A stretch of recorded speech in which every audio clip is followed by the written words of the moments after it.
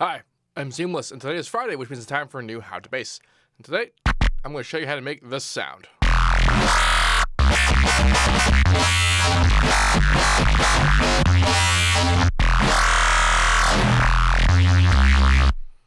Good times.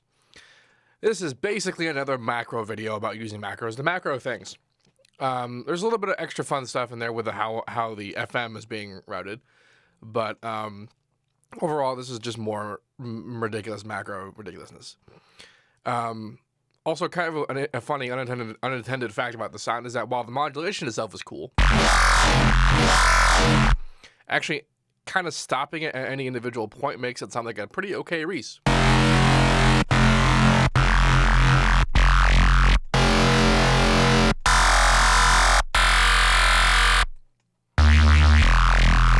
Wasn't really the plan, but, you know, happy accidents.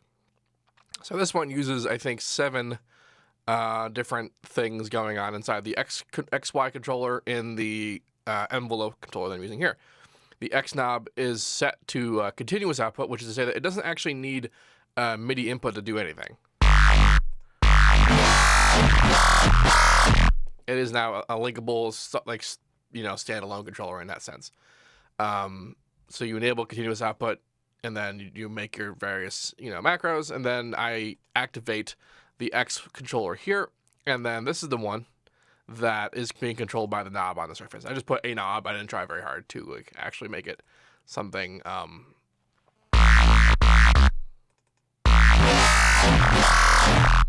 try to make it something flashy or cool. Notice that when I just try to move it there, it was stuck, and then to unstick it, I just played it for a second, and then it unstuck itself. So yes, knob control, X control, output control, all kinds of stuff. So let's talk about all the stuff. This citrus over here is basically just a sub controller. It's just a sub output. I tried to make it a sub Reese to actually match the Reese movement, but the Reese movement was actually too fast, so that when I made it that fast with this, it actually was detuned quite audibly. So didn't do that. Up top, we've got this citrus channel, which is actually 2 different kinds of FM happening at once. Let's listen to what this sounds like by itself.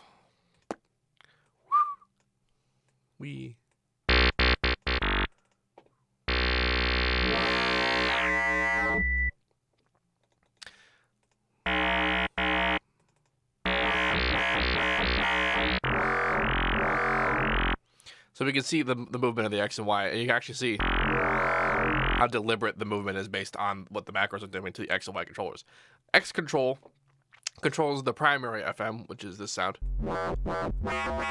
This is a triangle moved by an almost triangle. This is basically a cross between a sine wave and a triangle. It's just the shape changes in the middle of the sine wave triangle. The reason for that is that when it's at full triangle, it's a bit too sharp for my taste.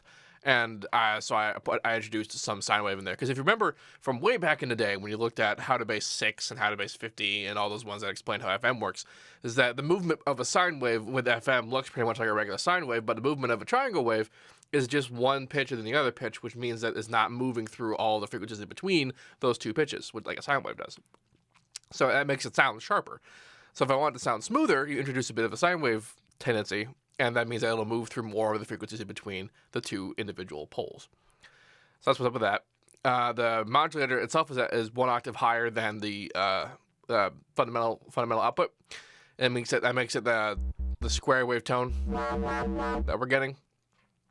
The fundamental is also the one that is the different pitch, which is causing the reesing.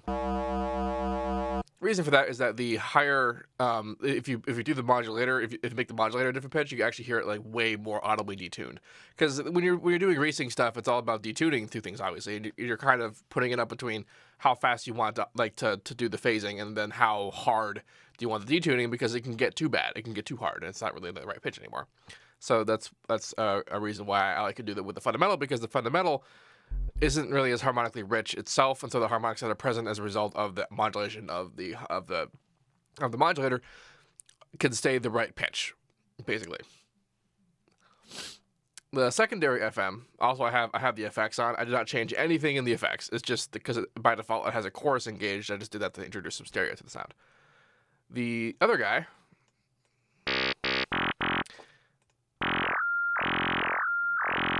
is a sine wave at 64 being modulated by a base level sine wave. That's what's causing that kind of squelchy business to happen. Also, this sine wave is slightly beefed up to be, it's saturated, so it's becoming closer to a square wave kind of thing.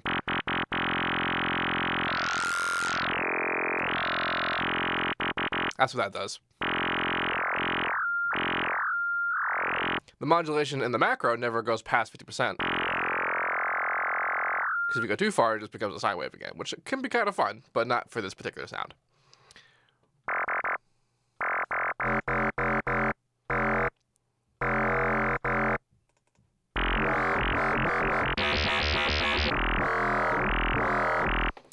And that is the citrus. Now, the citrus goes into this equalizer, and the equalizer is an interesting little experiment. This is where I'm having to do this with the macro. So when it comes on, it's pushing up the higher harmonics. When it goes down, which is kind of an interesting choice, and then when it gets higher up, it pulls down this thing. And this is actually a motif that I can't keep with, even to the last EQ. Because the last EQ is doing something similar. Where when it goes down to the bottom, I'm bringing down this area here. This particular notch position is usually what happens when you're doing your reasing stuff. And if you ever listen to a reese, it has that kind of hollow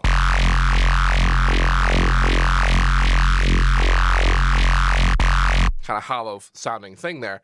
And I wanted to keep that going on. But I also didn't want to do that when it was opened, when the modulation was all the way open, because you see it's already pretty empty at that range. I didn't want to be more empty. So now it's only on when it goes down to the lower values. Sort of the same thing is going on with this guy.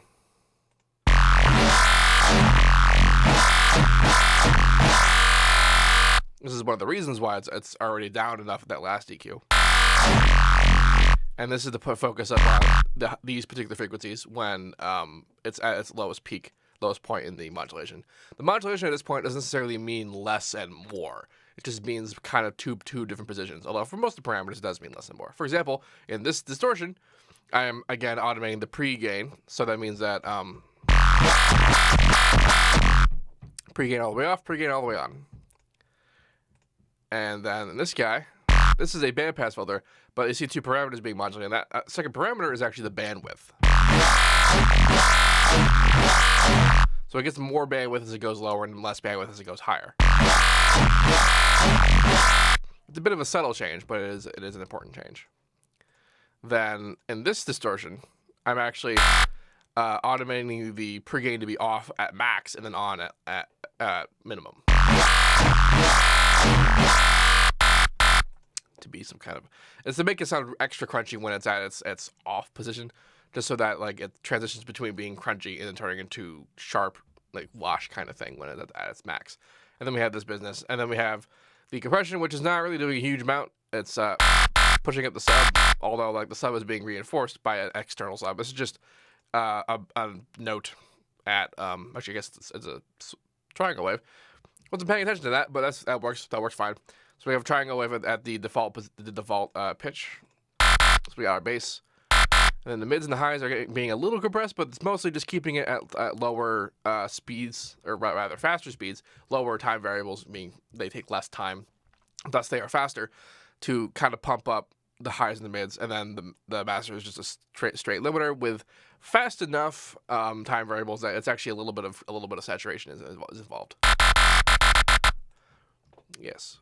Now, a lot of these things, like this guy, I actually did after I made this distortion because it's the EQ before the distortion, so I could hear what it sounded like with the distortion. This is just a bandpass, and then like I didn't like how like it wasn't crunchy enough, so then I made it with the distortion after that. So the way that the macros work and the decisions I made about how like I wanted them to be are very much I just kind of like was focusing on that parameter, and then I would move it around based on sort of what I wanted to do. Like, for example, this guy for a while was a double curve. This is the EQ movement here, and there's actually two parameters coming out here. There's the frequency position and then the amplitude amount for that particular thing. So it's X and Y. So that's why there's two particular values there. This one was originally like this, and then the other one, this is the frequency position that's moving in, and then this is the amplitude is moving in. So we have positive and negative amount.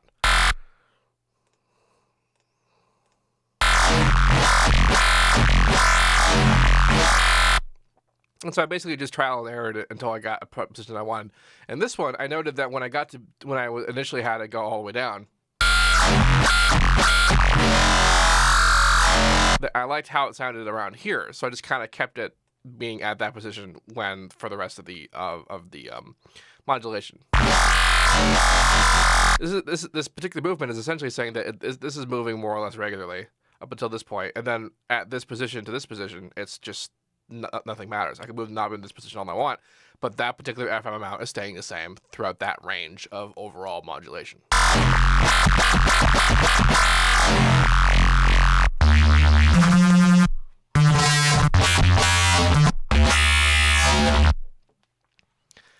And this is a lot of fun. I'm really enjoying the macrotasms. Macrotasm, yeah. I'm still calling this Macrotastic too. Yeah, so I'll put this up, this particular patcher up for download. If you have any questions about this, let me know. Okay, wait. Please remember to like, favorite, and subscribe. Please remember to whitelist your ad blockers for my channel, because you can do that. I bet you didn't know you could do that. Some people didn't know you could do that. Most people know you can do that. Please do that. And then if you have any questions about this, let me know. And as usual, have a nice day.